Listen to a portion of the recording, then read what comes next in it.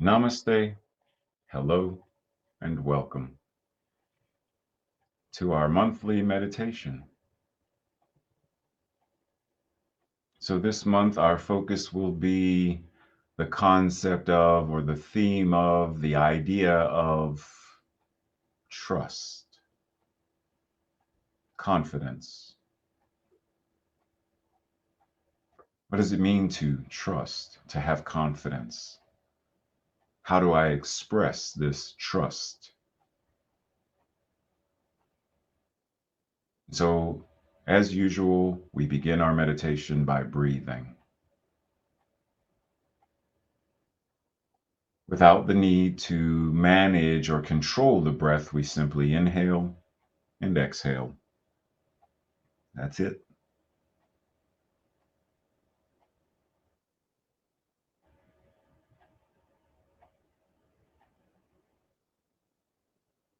While we are breathing, we notice our body. How do we feel in our body? Is there pain? Is there stress of any kind? Is there something that's not comfortable or awkward? How do we feel in our body?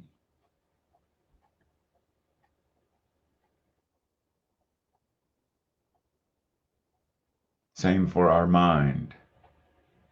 Do we have any thoughts that are running in the background? Maybe there's one thought that keeps popping up and it's a nagging thought. Simply notice it and breathe.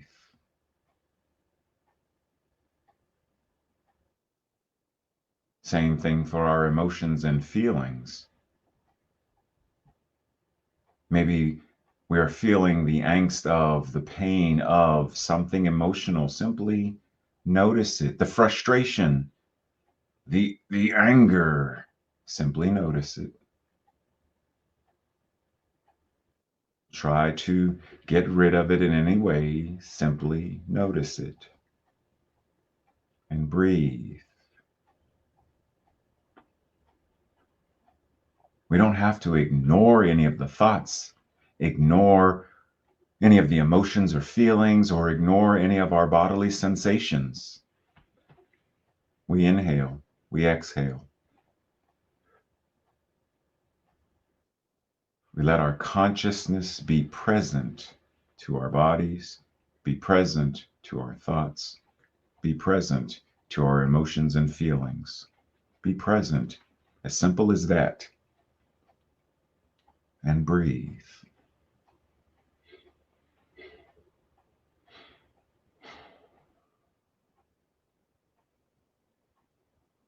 While we continue breathing, we notice, do we worry about the next breath, the next inhale? Well, what if I can't inhale? What if I can't breathe? What if there's not enough oxygen? What if, what if, what if? We do not concern ourselves with any of that. We simply breathe because we trust. We have confidence. Right now, if we are sitting on a chair, we trust. We have confidence that the chair will support ourselves, will support us.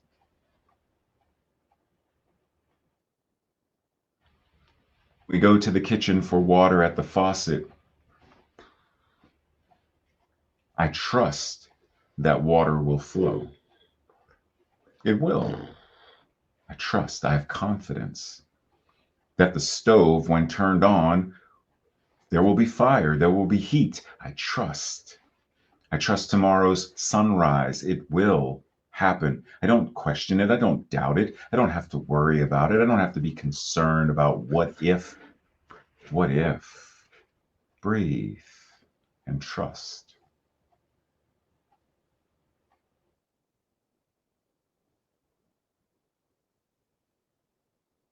That same trust, that same confidence can be applied to all other things like politics. Trust. I don't have to trust everything or everyone related to it, but I trust. I have confidence in my power, my ability, to be involved, to be active. Whatever is mine to do, I trust that. I know that there will be people who gather together for a common goal to do what is good, to do what works, to roll up our sleeves, to change policies or laws. I trust. I trust in what's possible to create a world that works for all. I trust that. Meaning, my breath right now, as it inspires me to do what is mine to do, I trust. When I pray, I trust. Take a class, trust. Go to the doctor, trust. Approaching the time of one's transition, trust.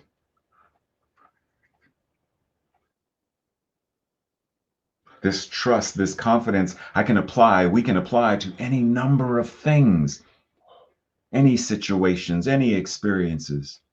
Trust. Breathe.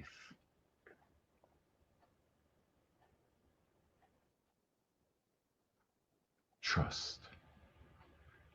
And breathe. Trust.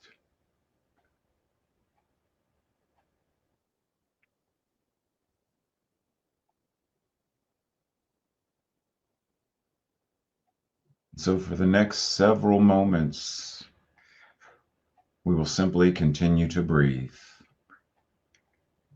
reminding ourselves that we already have the trust, we already have the confidence, it is already ours, and that we can apply this trust and confidence in a manner that we decide and we choose ourselves. Trust. Where do I want to apply my confidence and my trust? I get to choose. Breathe. Continuing right now to trust and to breathe on your own. Breathe.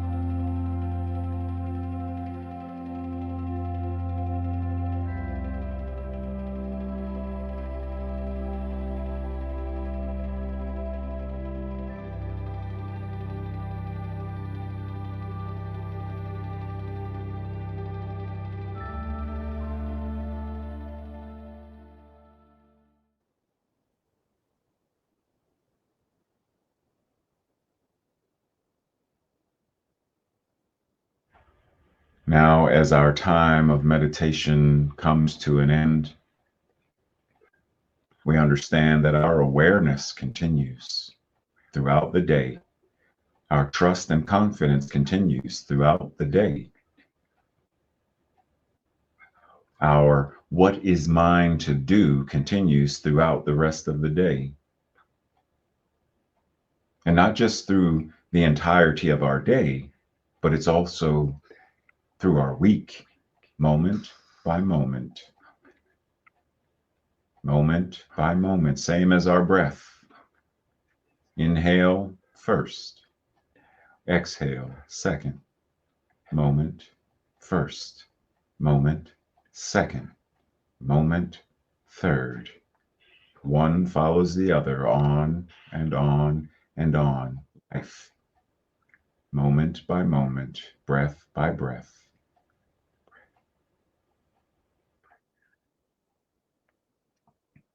So now we approach the time to reacquaint ourselves and open our eyes and our minds for today's Sunday message, the lesson. So we open our hearts to receive. We open our minds to receive. We open our consciousness to receive, to improve, to elevate, to enlighten.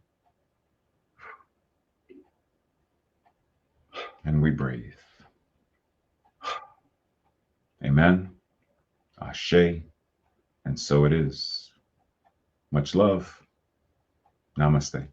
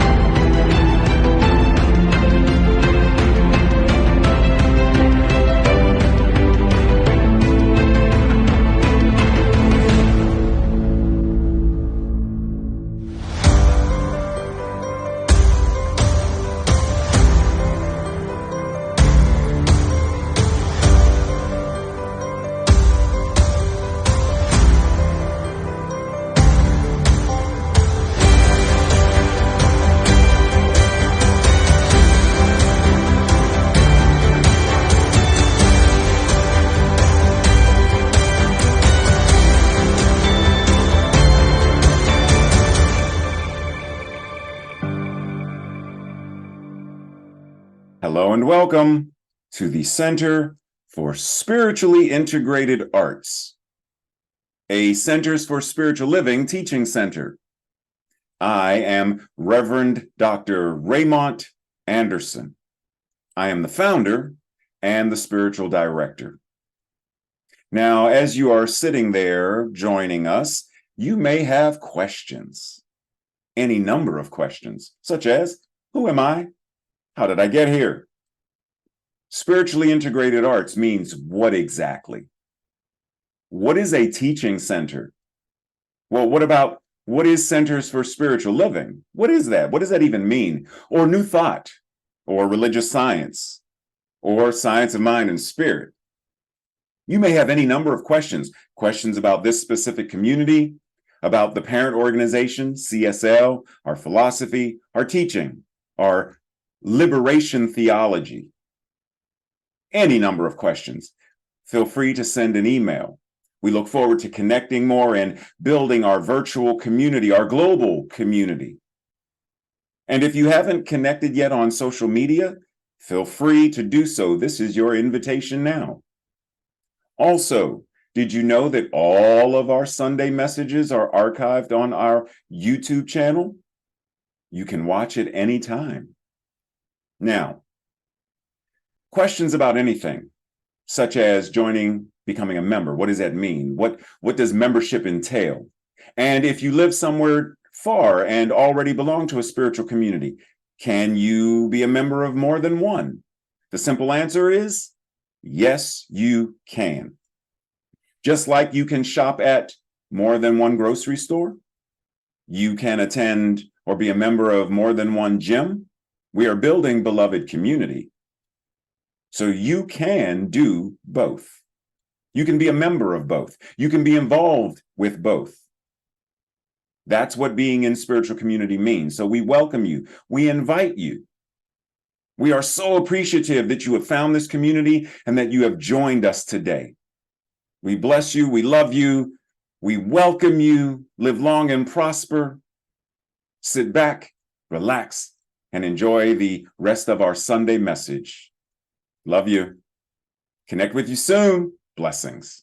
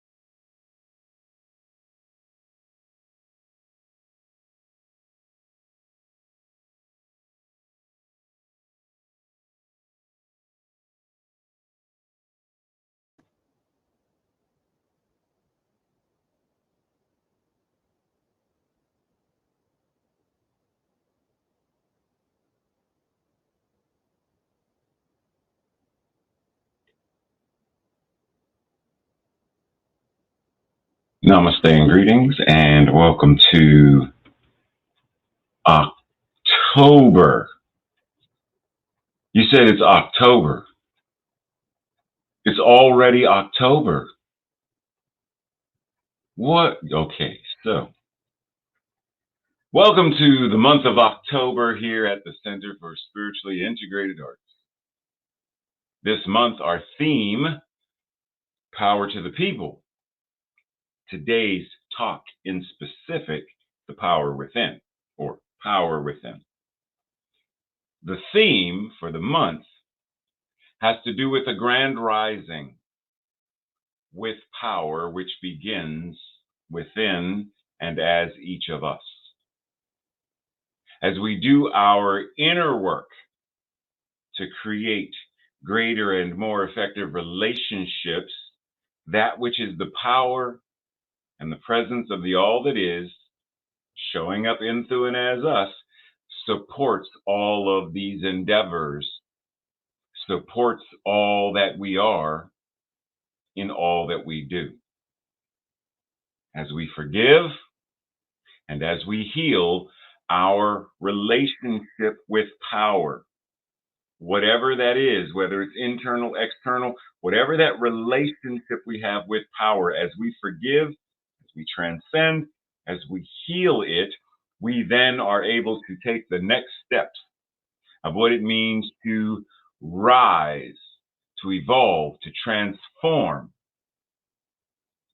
by how we choose to embody and to express our own individual personal power and how that ties into the collective power. This step, it asks us, it invites us to release any hidden biases, agendas, paradigms. We begin to embody and express in such a way that our power is demonstrated in an authentic manner, demonstrated with integrity. This power that we are, this power that we embody, this power that we are, is now expressed in this manner, which continues to support, to nurture, to attract that which is around us in our experience, people around us in our frame of reference.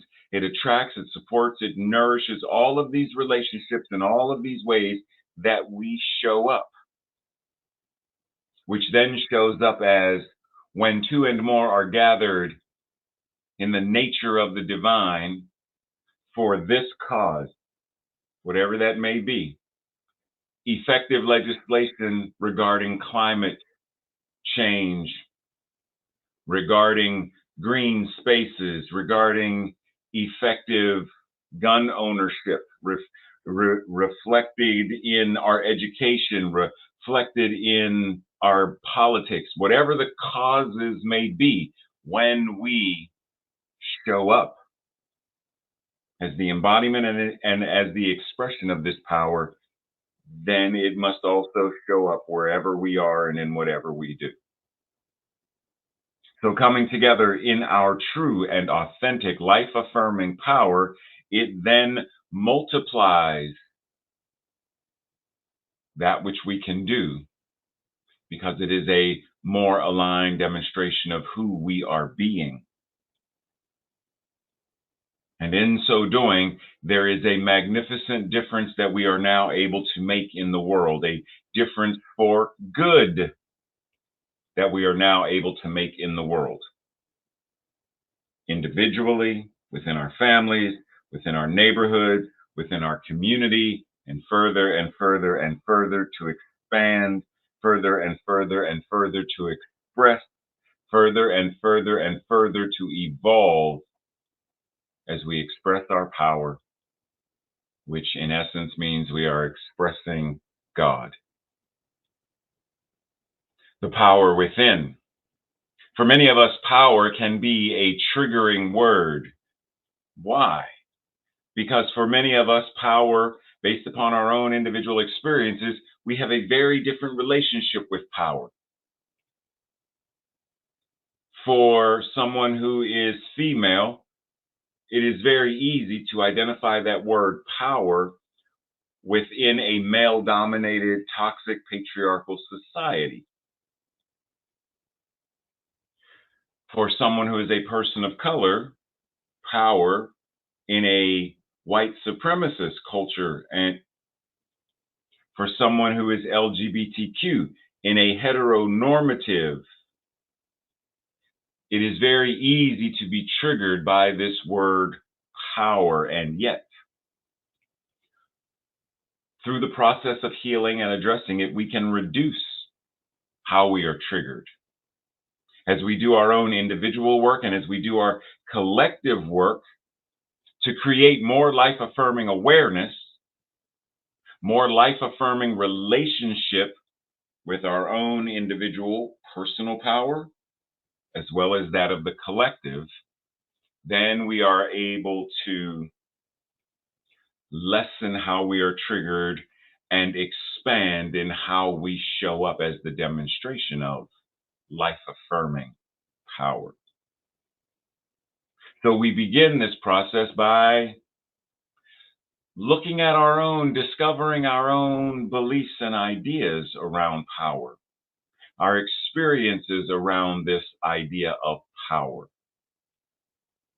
And as we acknowledge, as we forgive, as we bring compassion to ourselves, to others, as we bring our spiritual practices, our mental health practices, etc., as we bring all of our tools, everything into this space, we actually begin to heal our relationship with power, our relationship to power, by reclaiming what it means to be aligned with, embodying, and expressing true power as the divine beings that we are. Healing our relationship with power creates a stronger foundation for us to use, to stand on, to act from as we embody and as we express our power. And the safer we are with ourselves and our power, the safer we are with others and the safer they are with us. Breathe.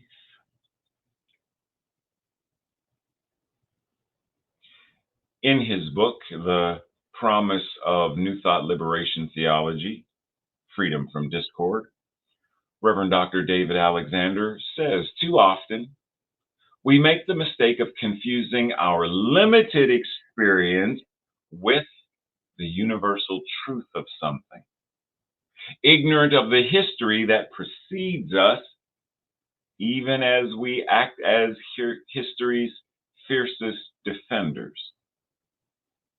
In reality, what we are actually defending, though, is our own comfortable understanding of the truth, or the way it has always been for us.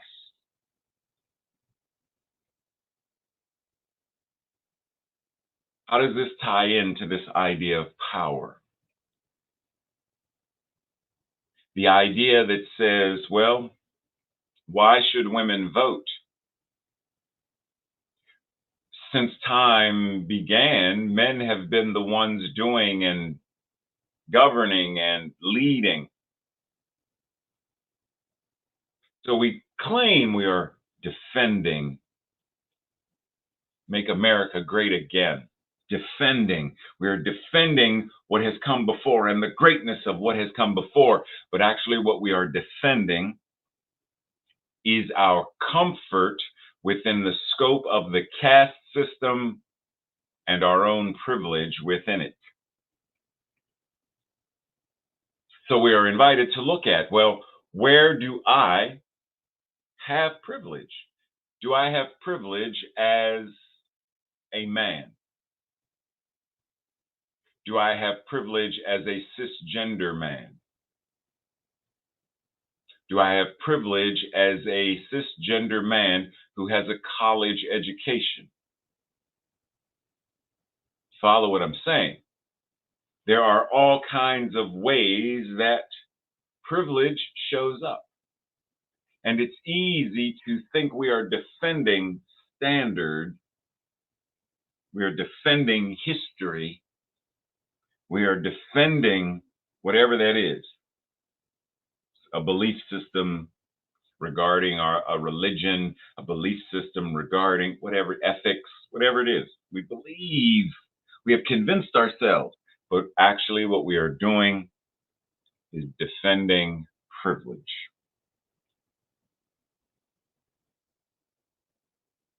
So our invitation is stop deluding ourselves and be honest. Because when we delude ourselves, consciously or unconsciously, we are actually acquiescing our power. As Alice Walker says, the most common way people give up their power is by thinking they don't have any.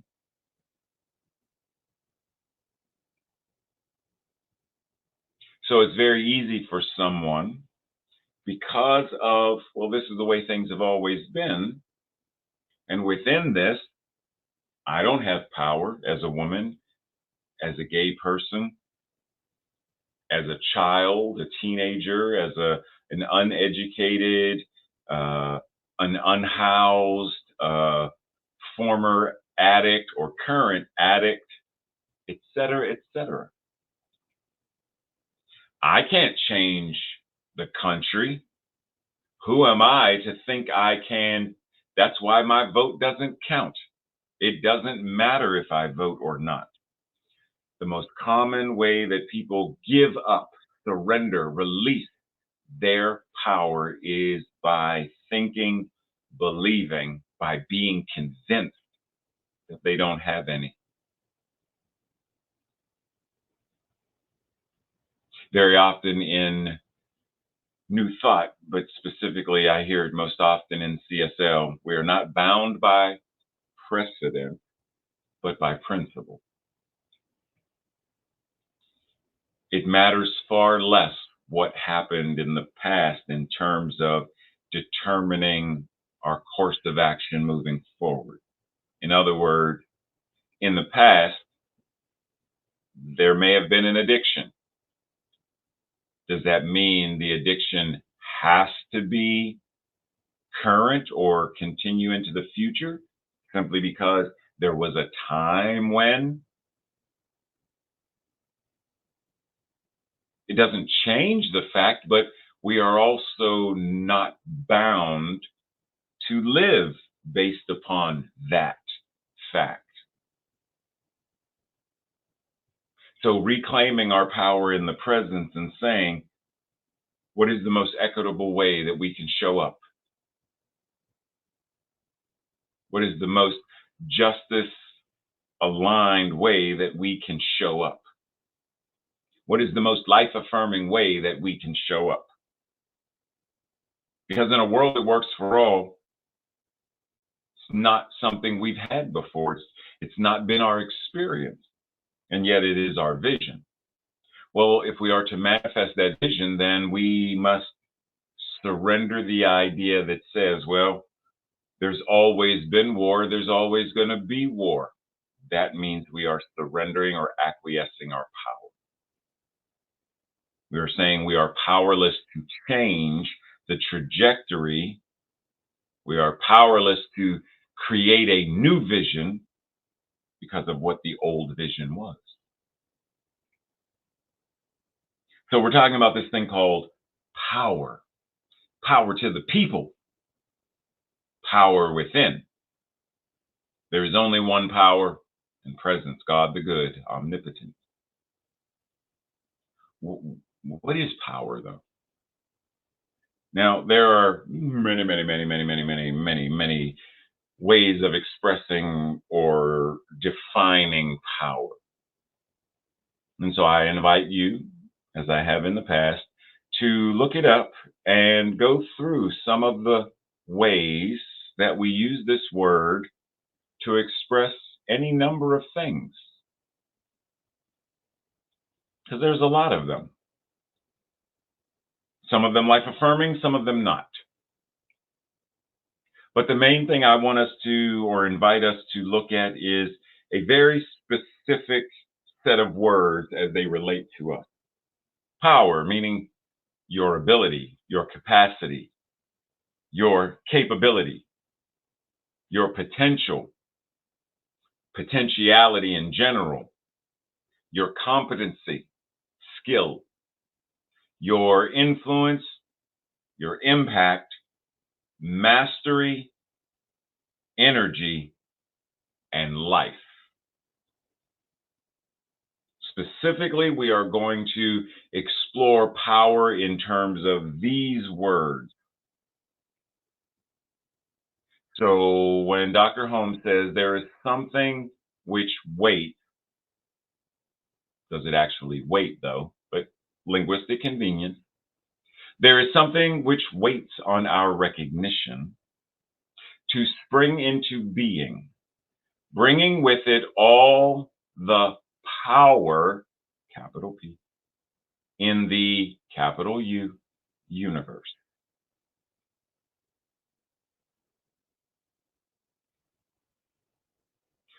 How are you invited to embody, to make use of, to be aware of this power that is incarnating as you? What is your invitation? In the same way that one could look at, well, let's go here. How well do you know Chinese? Do you know this word? Anybody? You know this word? Do you know it now? Still no. Oh, okay. A couple of you. Okay. Well, what about now? More than likely, you know it now. And if not, I'd be 99% sure you know it now. But what is this? We know these words, but what is it? We have a certain idea of what it looks like, what it means. But what is this representing in terms of power? Well, in order to understand that, we are invited to really take a deeper look, because, in the newer version of The Karate Kid starring Jackie Chan and Jaden Smith, Jackie Chan's character, Mr. Han, tells Jaden Smith's character, Dre, talking to him about chi. And he describes it as eternal energy and the essence of life. The essence of life that moves within us and gives us power from within. Mr. Han tells Dre, empty your mind in order to connect with these internal energies. And then Dre compares chi to the Force from Star Wars. Empty your mind, in other words, do not let your preconceived idea of what power is block you from accessing your true power. If you think power is only for the strong, the big buff man with the big muscles, then Tai Chi is going to be of no use to you. Utilizing Chi is going to be of no use to you because your consciousness or idea about Chi, about this thing, well, it's a pretty way of, it's like dance. And yet Tai Chi cultivates eternal energy. It cultivates and nurtures, it builds this energy, which is the essence of all life, which moves in us, or as Yoda said, for my ally is the Force, and a powerful ally it is.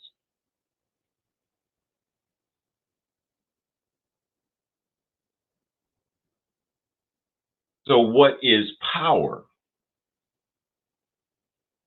Rather than thinking power is money, power is my eternal energy and the essence of my life that gives me the ability to live, move, and have my being.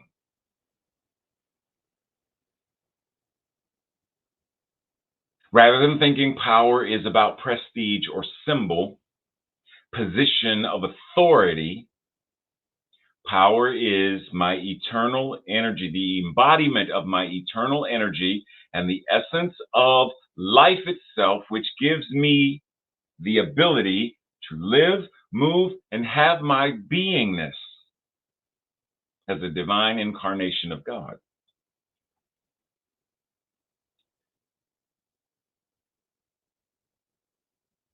Breathe.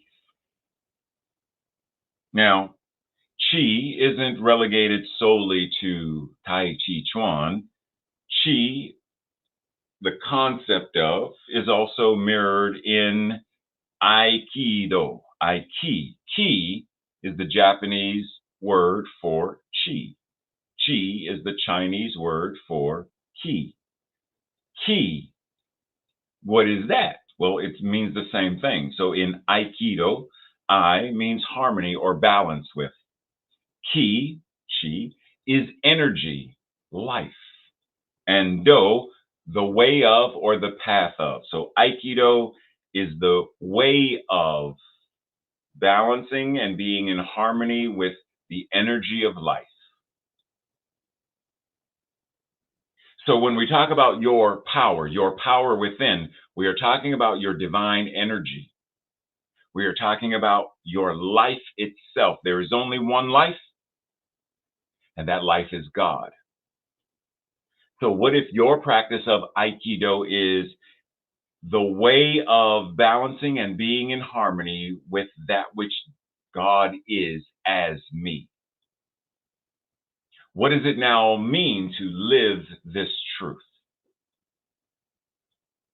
So when Emily Cady says, we go into divine presence that we may come forth into the world with new inspiration, increased courage, and power, ability, skill, the potential for overcoming, and the energy for overcoming, and the quality of life for overcoming.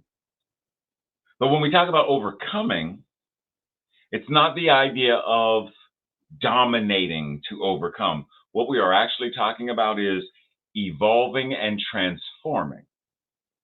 So just like the song, we shall overcome, we shall overcome, we shall overcome one day or someday. We shall overcome. Overcome what, though? We shall overcome racism. We shall overcome sexism, gender bias, homomisia. What we're actually saying is we shall heal and evolve. We shall heal and evolve. We shall heal and evolve someday. No. We are healing and evolving. We are healing and evolving. We are healing and evolving right now. For I know in my heart, yes, I truly believe we are healing and evolving now. Power is our ability to heal, transform, transcend, evolve in order to manifest a world that truly works for all. That's power. And that's what it means to overcome. Dr. Holmes says, there must be a recognition that the power of the word operating as the truth and reality of being can do all things. There must be a recognition that the power of the word, well, that's the word. What when you say the word, now normally when we say this, people think it's word, what you say, what you write, what you sign, that word is that expression. And I want to push us to say it's actually more than that. In the Judeo-Christian Bible, in John chapter 1, verse 1, in the beginning was the Word, and the Word, note these are capital W's, and the Word was with God, and the Word was God. Well, if God is all there is, a circle, circumference, nowhere, center, everywhere, which includes you, then does that not mean that this idea, the Word was God, also must mean that your word is that same word, and that you must also be the embodiment and expression that is the word, right? Because there's nothing else. So you are the word that was or is God. You are the divine expression of that same power and that same presence. So word is not simply what you say, word is who you are being. Word is how you show up as the embodiment and the expression of the divine. And what you say is merely one way that that is expressed. How you are being is stewarding the power of the word. Your behavior is a demonstration of how you are stewarding the power of the word. Everything about you is a divine demonstration of the word. As Meister Eckhart said, between me and God, there is no between. There is only that which God is, and that which it is, you are. So if it's what you are, then how could there be the word that is God and you as something? It can't be separate. You are an individualized expression of it. So how are you using it, accessing it, stewarding it? Or are you surrendering because you think you have no power? Martha Beck says, as you find your truth and you go back inward and you cleanse out everything that's conflicted in your life, and you begin to always live in harmony with yourself, you find the peace that has always been your home address.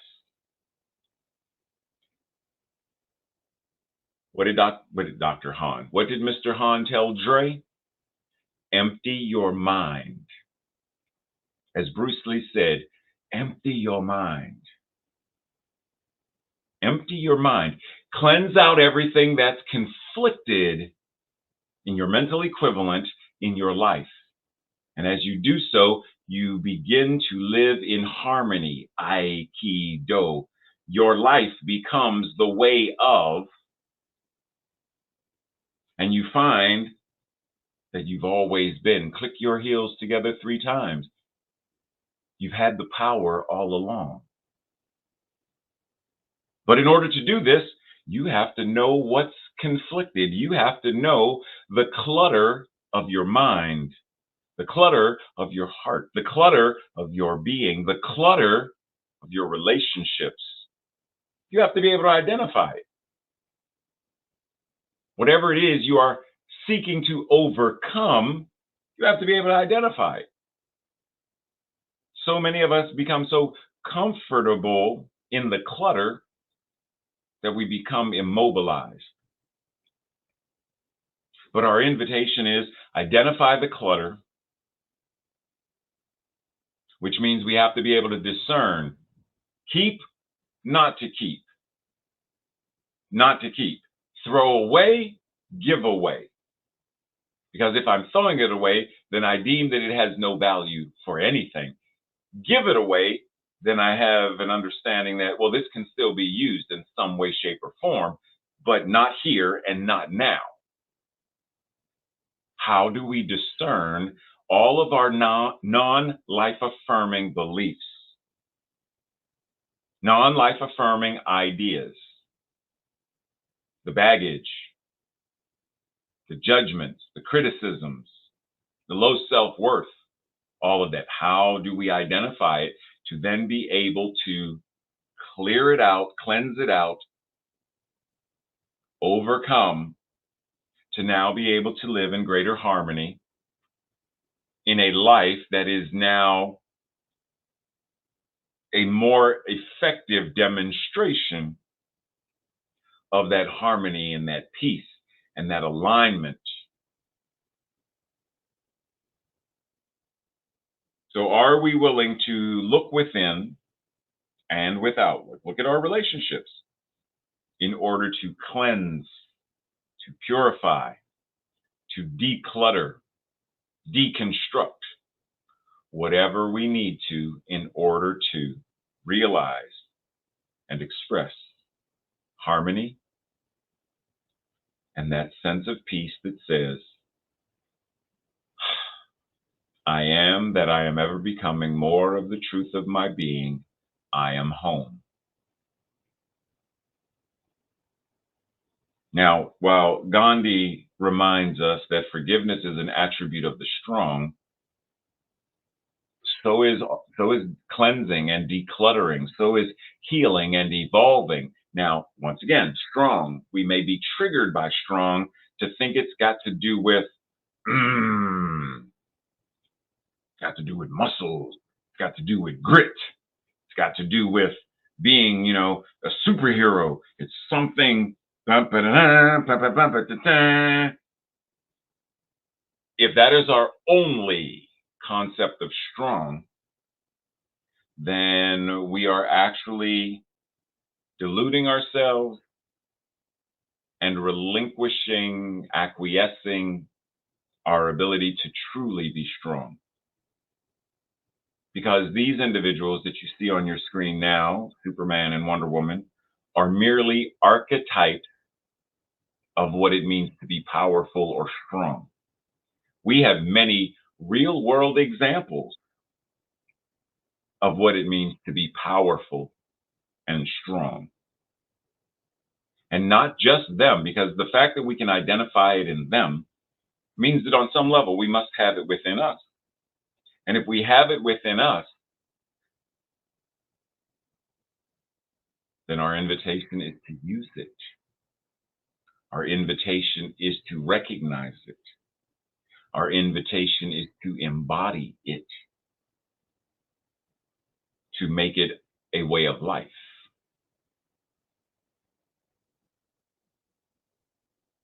So remind yourself, I am stronger than I even realize myself to be. No matter what's going on. While I was prepping for surgery and going to surgery and post-surgery, I am healthier. I am stronger. I am more powerful than I realize myself to be, even in the midst of having a catheter, having to take medicine, having to sleep and rest. I am stronger than I realize myself to be. I am more divine than I realize myself to be.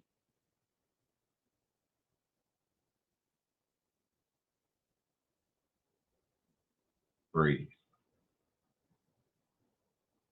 Because if we are not going to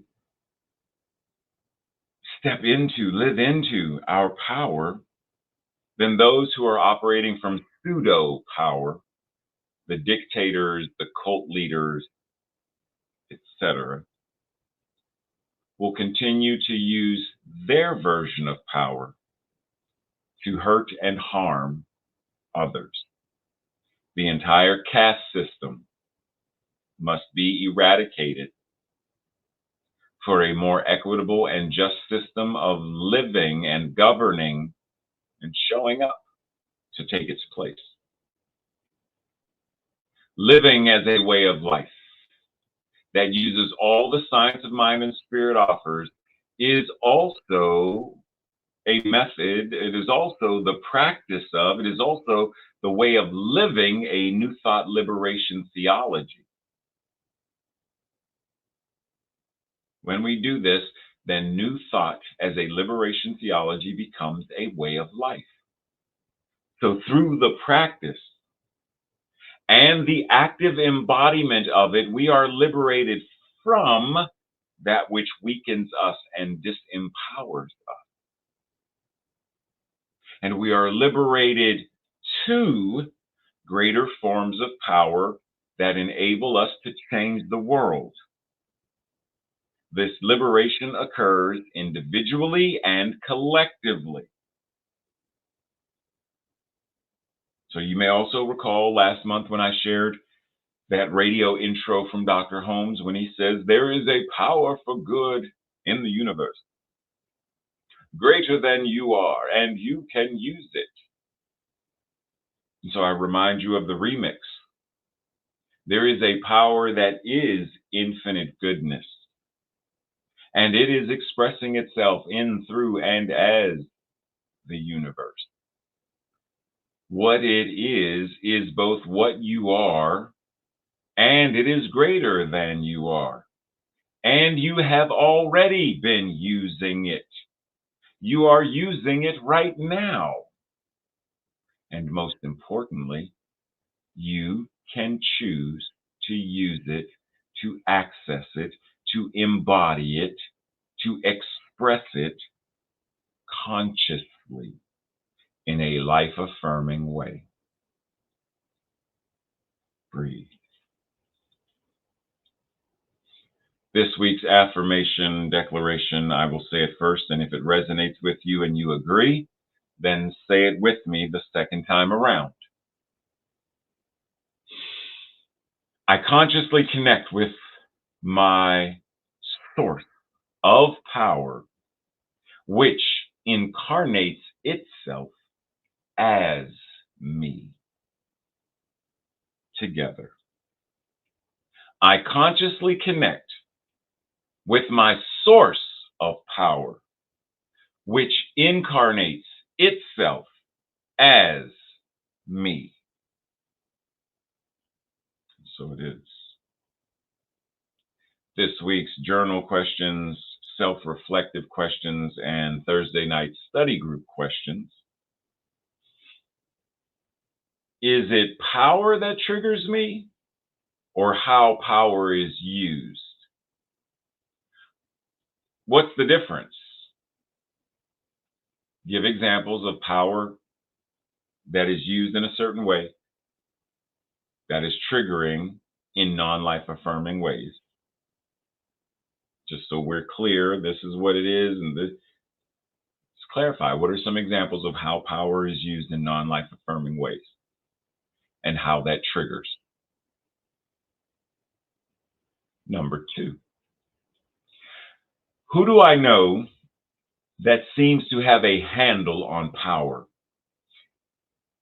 They have a good embodiment of power. And what gives me that feeling? What is it that I am seeing, sensing, feeling that gives me the awareness or the sensation, whatnot, that they have a good grasp of, an effective stewardship of power?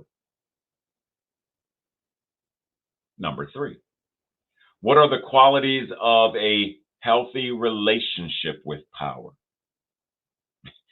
How healthy is my relationship with power? Ask yourself. Number 4, In what ways or at what times do I surrender my power to others in both non life affirming ways and in life affirming ways? Is it possible to surrender my power, quote unquote, in life affirming ways? If so, think about it. If you don't think so, well, jot that down, discuss it. Why am I even asking that question? And lastly, in what ways do I demonstrate my power? And in what ways can I cultivate my power? Breathe it in as we enter into that space of absolute knowing that we refer to as prayer. Simply breathing and knowing that the all that is, that which is called by many names, is incarnating itself as each one of us right now. That means the power that God is, not the power that God has, the power that God is my power now. Because what it is, I must be.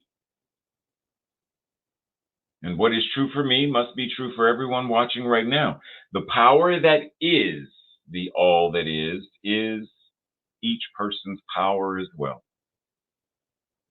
And so we are all invited to be aware of this power, to embody this power, to steward this power, to express this power, to evolve our consciousness and our world through this power.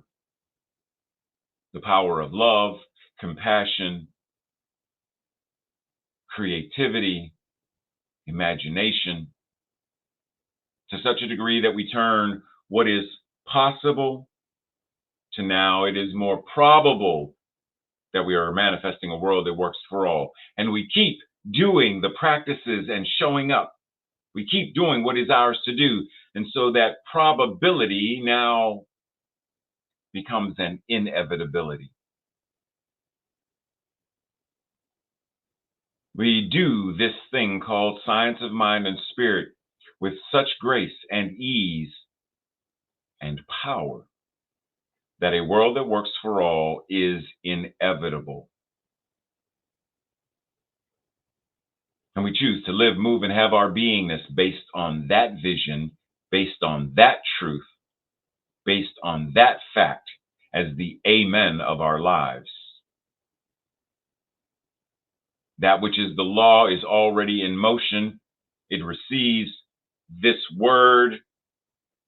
It receives all that we are as the very expression of the word, and it does what it is supposed to do. It does what it must do as the law. It operates accordingly to demonstrate and manifest precisely what we are being. So we are being a divine embodiment of our power, our truth. Amen. And knowing that this is what is so, I breathe in joy and gratitude at the magnificent way that each person is now demonstrating their life as a beautiful demonstration of answered prayer, and how good it is to live in a world of equity and justice, health and well-being, a world that truly works for all. That's what is so. And so it is. Breathe. And so it is.